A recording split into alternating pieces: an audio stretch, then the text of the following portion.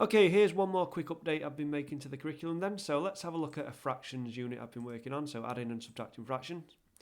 Nearly all of these are now dynamic. You can see we've got most of them.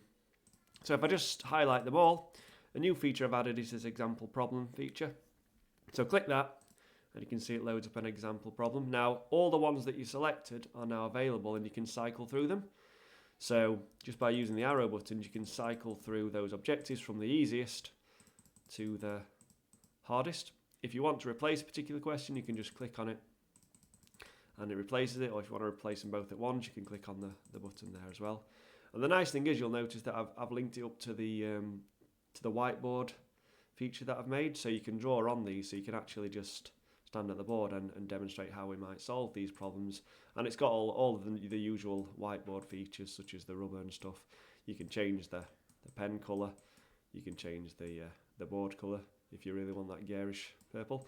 So yeah, hopefully that might be a useful little feature. So basically I'm thinking like, okay, we're having a go at this example here, but you realise that the classes, you're sort of like not ready for it yet, then you can just jump down the objective tree a little bit and try and fill in those prerequisites before you go.